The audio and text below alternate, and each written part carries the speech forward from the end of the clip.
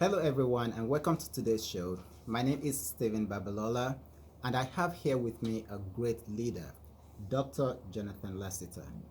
Dr. Lassiter is a physicist, a research professor with Alabama A&M University Rice Foundation, and currently serves as the principal investigator for the NASA MIREP for Sustainability and Innovation Collaborative Program, also known as MUSIC.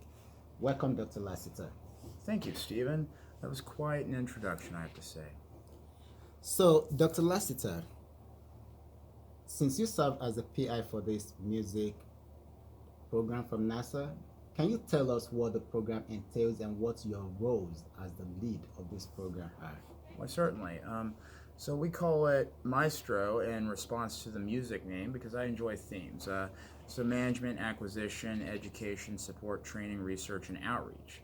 Now, all of those terms seem to really succinctly cover the aim of this program, which is to address a challenge which is plaguing various minority serving institutions at this time, that of funding. Grants are really competitive and not so abundant, so there's an alternative, and that is contracts. Effectively, we are teaching other minority serving institutions how to collaborate and extend their reach and attack contract solicitations during their entire life cycle.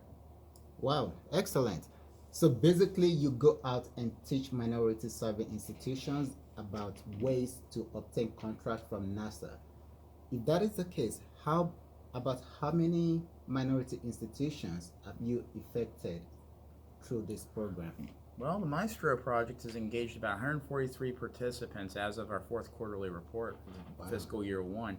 And this includes 28 historically black colleges and universities, four Hispanic institutions, one tribal college, and one Asian American and Pacific Islander serving institutions. And in addition to that, we have also reached at least 31 different companies who are interested in pursuing other avenues such as SBIRs and STTRs. Wow, that is such a rigorous activity. Something to be proud of, honestly. I couldn't have done it without my team. But how do you definitely this? Oh, I missed that. That's okay. Keep rolling. We can always edit, Yeah, right? you can edit. Okay, You can always edit. that's good. You to did. know. Y'all did very good at the beginning. Wow, that is such a rigorous activity that entails a lot of leadership skills. How would you then describe your leadership style? Well, I will be honest, I had to learn quite a bit. I had to think about how I am with the students.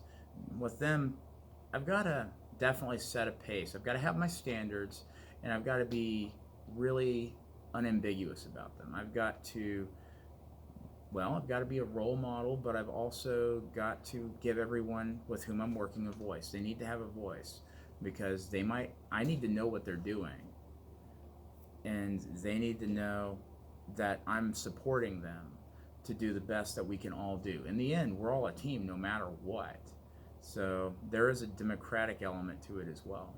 No, excellent.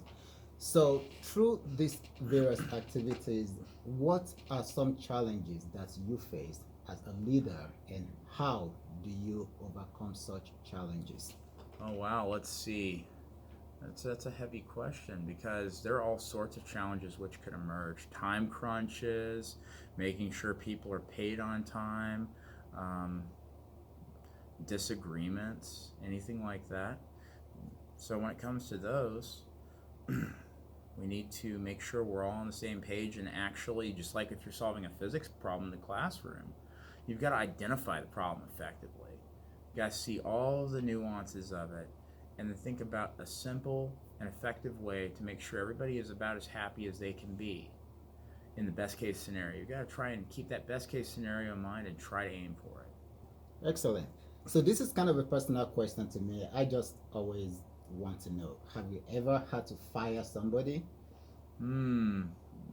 Well, um, so far we've been good in that. Thankfully, knock on wood, I won't have to do that in the near future. But if I ever do, I will have to emphasize that it's there's a reason for it. Right. Excellent. Uh, Lastly, Dr. Lassiter, what advice do you have for aspiring leaders that might be watching you right now?